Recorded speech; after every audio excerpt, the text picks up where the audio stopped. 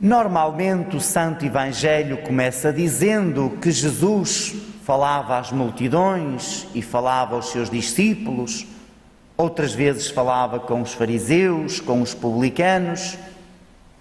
Hoje o Evangelho começa por nos dizer que Jesus fala aos seus discípulos. E isto faz toda a diferença, reparai. Porque São Lucas não diz que Jesus fala às multidões, até porque as multidões não estariam preparadas para escutar este pedido que Jesus faz. Jesus pede aos discípulos, àqueles que o conhecem, àqueles que o acompanham, àqueles que o escutam, àqueles que estão em comunhão com Ele. Nós que aqui nos encontramos, graças a Deus, não fazemos parte das multidões,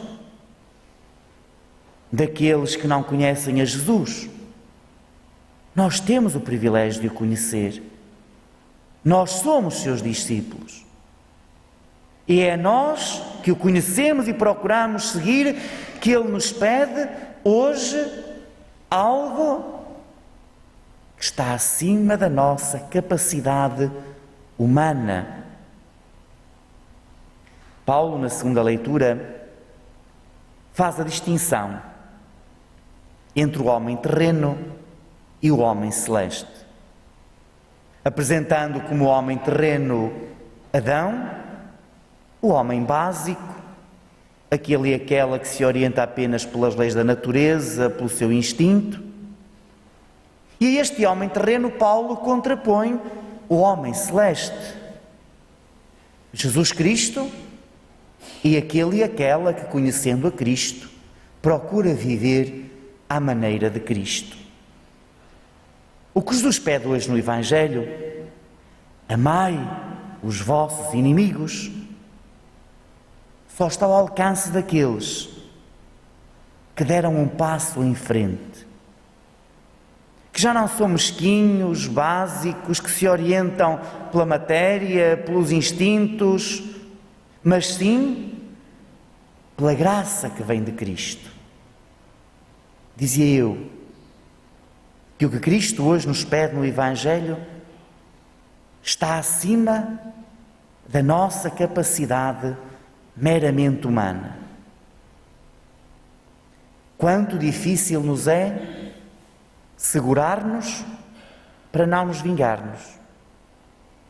Mais difícil ainda perdoarmos. Mas Jesus eleva ainda mais a fasquia, ainda põe-na mais alto. Ele não só não quer que nos vinguemos, Ele não quer só que perdoemos, como quer que amemos aqueles que são nossos inimigos.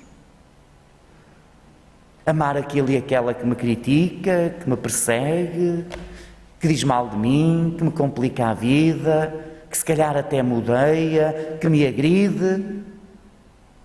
Humanamente, sozinhos, não tínhamos ilusões. Não conseguimos.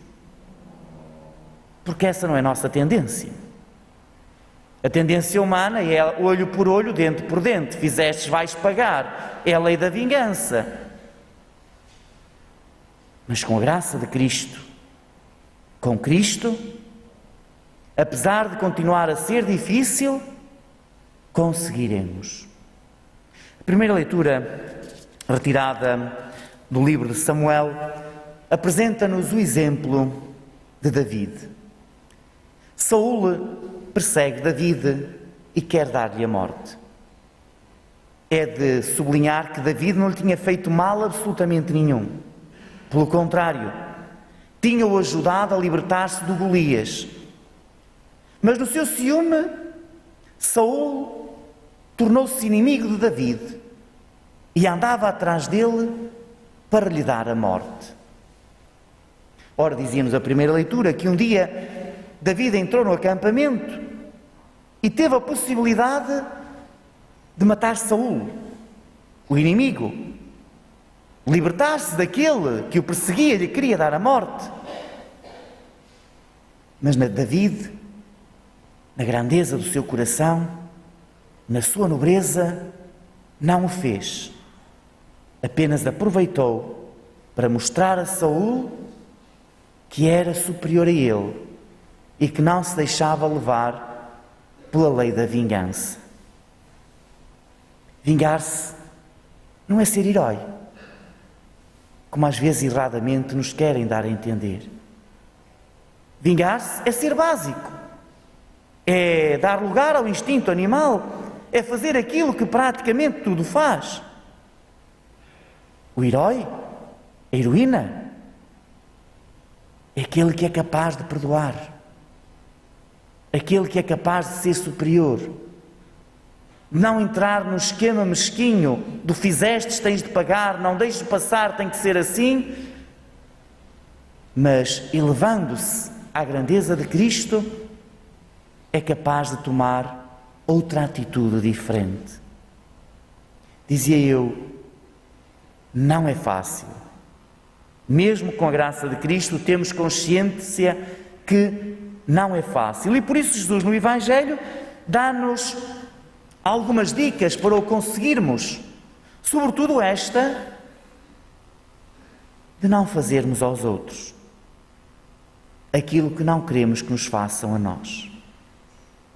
Que a grande lei da nossa vida fosse: só faço aos outros aquilo que quero que me façam a mim. E sabeis uma coisa extraordinária?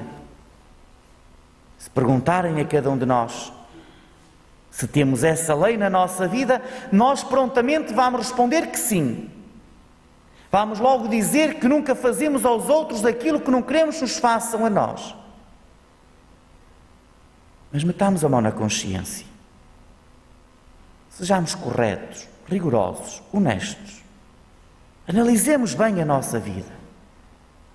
A ver se calhar não encontraremos lá coisas, atitudes que tomamos para com os outros e que não queríamos que os outros tomassem para connosco. Se fôssemos capazes de viver desta forma, a maior parte dos conflitos que acontecem entre nós não aconteceriam. Se eu não gosto que me levantem a voz, eu não devo levantar a voz aos outros. Se eu não gosto de ser falado e criticado, eu não deveria falar nem criticar os outros. É tão simples e ao mesmo tempo tão difícil. Tão difícil, sabeis porquê? Porque mesmo nós que somos discípulos de Cristo, que o procuramos,